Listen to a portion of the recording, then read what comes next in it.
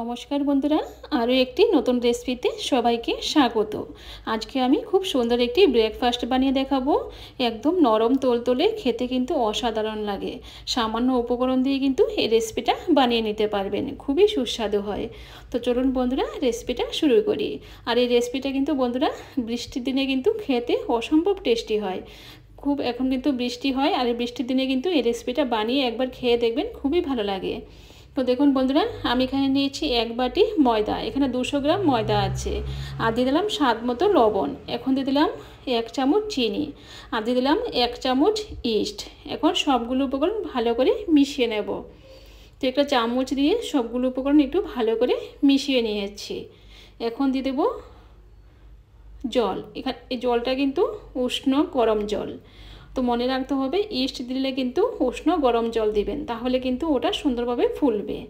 তো দেখুন বন্ধুরা, এখন এগুলোকে একটু ভালো করে মিশিয়ে নিয়েছি। এখন এরকমভাবে আমি অল্প অল্প করে জল দেব, দিয়ে এগুলোকে একটু ভালো করে মিশিয়ে নেব।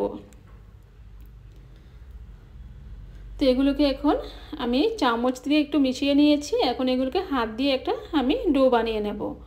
এখন চামচটাকে আমি সাইডে রেখে দেব। তো এখন হাত দিয়ে ওটাকে একটা সফট একটা ডো বানিয়ে নেব। তো দেখুন বন্ধুরা, এরকমভাবে ওটাকে ভালো করে একটু মেখে নিতে হবে।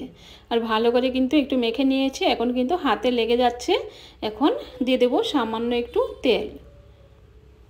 তেলটা দিলে কিন্তু আর হাতে লেগে যাবে না।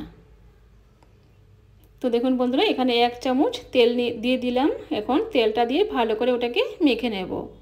এখন কিন্তু আর হাতে লেগে যাবে না। তো দেখুন বন্ধুরা, ওটাকে কিন্তু ভালো করে একটু মেখে নিয়েছি। এখন ওটাকে হাতে নিয়ে আমি একটু গোল করে নেব।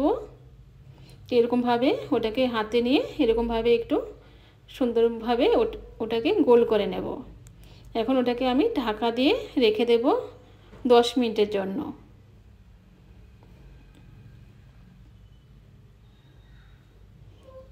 তো এখন ঢাকা দিয়ে দেব 10 মিনিট, সাইডে রেখে দেব। এখন আমি একটা পুর বানিয়ে নেব। এখানে নিয়েছি মিল্ক পাউডার, আর নিয়ে নিয়েছি কিশমিশ। এখন দিয়ে দেব আলমন্ড বাদাম। বাদামগুলোকে একটু কেটে নিয়েছি। এখন এই উপকরণগুলোকে একটু ভালো করে মিশিয়ে নেব। তো দেখুন বন্ধুরা, ঝটপট কিন্তু হয়ে গেল। কোনো রকম কিন্তু গ্যাসও জ্বালানোর দরকার নেই। সামান্য উপকরণ দিয়ে কিন্তু সুন্দরভাবে পুরটা তৈরি হয়ে গেল। এখন ডোটা দেখে নেব। তো 10 মিনিট রেখে দিয়েছিলাম। তো আপনারা কিন্তু ইচ্ছা করলে ওটাকে 1 ঘন্টাও রেখে দিতে পারেন। 1 ঘন্টা রেখে দিলে কিন্তু ওটা একদম পুরো ফুলে যাবে। ফুলে কিন্তু একদম ডবল হয়ে যাবে। তো দেখুন বন্ধুরা, ওটা কিন্তু আমি আরও একবার ভালো করে মেখে নিয়েছি। তো এখন ওটাকে আমি যেরকম রুটি হয় সেরকমই কিন্তু লেচি কেটে নেব। যেখানে 4টা করে নিয়েছি। এখন একটা নিয়ে নেব, নিয়ে হাতে নিয়ে ওটাকে গোল করে নেব। নিয়ে এরকমভাবে ওটাকে একটু হাত দিয়ে টেনে একটু বড় করে নেব। এখন যে পুরটা বানিয়ে রেখেছিলাম সেই পুরটা আমি মাঝখানে দিয়ে দেব।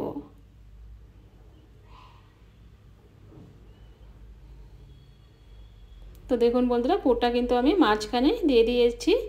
এখন ওটাকে মুখটাকে আস্তে আস্তে করে বন্ধ করে দেব।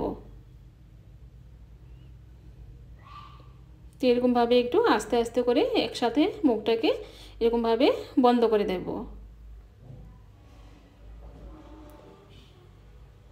তো দেখুন বন্ধুরা, মুখটা কিন্তু আমি বন্ধ করে দিয়েছি। এখন ওটাকে গোল করে নেব। তো একটা কিন্তু হয়ে গেছে। এখন আরও একটি দেখিয়ে দিচ্ছি। এরকমভাবে হাতে নেব, নিয়ে ওটাকে এরকমভাবে হাত দিয়ে টেনে টেনে ওটাকে একটু বড় করে নেব।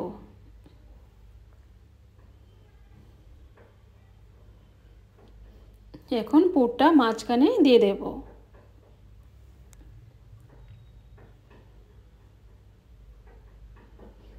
তো দেখুন বন্ধুরা, পুরটা কিন্তু মাঝখানে দিয়ে দিয়েছি। এখন মুখটাকে আস্তে আস্তে বন্ধ করে দেব।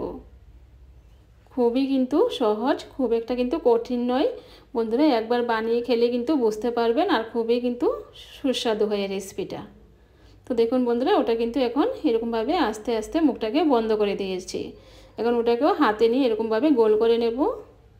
তো দেখুন বন্ধুরা, আরও একটি হয়ে গেছে। তো এরকমভাবে কিন্তু আমি 4টে করে নিয়েছি। এখন একটা এরকমভাবে হাতে নিয়ে নেব, নিয়ে আমি উপরে একটা ডিজাইন করে দেব। তো এখানে আমি একটা চাকু নিয়েছি, চাকুর যে নিচের দিকটা আছে সেই নিচের দিকটা দিয়ে এরকমভাবে একটা ডিজাইন করে দিচ্ছি। তো দেখুন বন্ধুরা, এরকম একটা ডিজাইন করে দিলাম। তো আরও একটি দেখিয়ে দিচ্ছি, এরকমভাবে নেব, নিয়ে এরকমভাবে কিন্তু ওটাকে ডিজাইন করে দেব। তো এখন এগুলোকে আমি ভেজে নেব। চুলায় তেল দিয়ে কড়াই বসিয়ে দিয়েছি, কড়াইতে তেল দিয়ে দিয়েছি, তেলটা কিন্তু হালকা গরম হয়ে গেছে।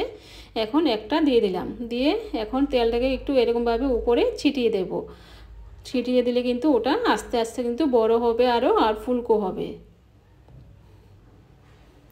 তো চুলার আঁচটা কিন্তু আমি একদম মিডিয়ামে রেখেছি।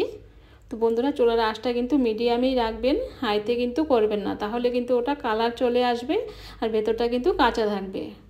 তো দেখুন বন্ধুরা, ওটা কিন্তু ভাজা হয়ে গেছে। তো আমি এরকমভাবে উলট পালট করে ওটাকে ভালো করে ভেজে নিয়েছি। এখন নামিয়ে নেব। তেলটাকে একটু ভালো করে ঝেড়ে নেব।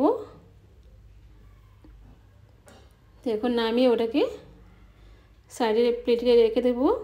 তো এরকমভাবে আমি সবগুলো বানিয়ে নিয়েছি, আর এখানে 3টে রেখে দিয়েছি, আর উপরে দিয়ে দিচ্ছি কিছুটা চিনির গুঁড়ো। চিনিটাকে একটু পাউডার বানিয়ে নিয়েছি, উপরে একটু দিয়ে দিচ্ছি। দেখতে সুন্দর লাগবে আর খেতেও কিন্তু ভালো লাগবে। তো বন্ধুরা, আপনারা বৃষ্টির দিনে কিন্তু এরকম একটা রেসিপি বানিয়ে খেয়ে দেখবেন, খুবই ভালো লাগবে। খুবই সুন্দর একটি রেসিপি, বাচ্চারা তো খুবই পছন্দ করবে। আর দেখুন বন্ধুরা, হাতে চাপ দিয়ে দেখাচ্ছি, হাতে নিয়ে কতটা সফট হয়েছে আর কতটা স্পঞ্জি হয়েছে। তো বন্ধুরা দেখুন, ভেঙে দেখাচ্ছি। তো দেখুন বন্ধুরা, ভেতরটা কত সুন্দর হয়েছে, খুবই সুন্দর একটি রেসিপি। তো বন্ধুরা, আজকে আমার এই রেসিপিটা যদি ভালো লেগে থাকে, আমার চ্যানেলটাকে সাবস্ক্রাইব করে আমার পাশে থাকবেন, আর লাইক করতে কিন্তু বন্ধুরা একদম ভুলবেন না। তো আজকে এ পর্যন্তই, আবার দেখা হবে অন্য কোনো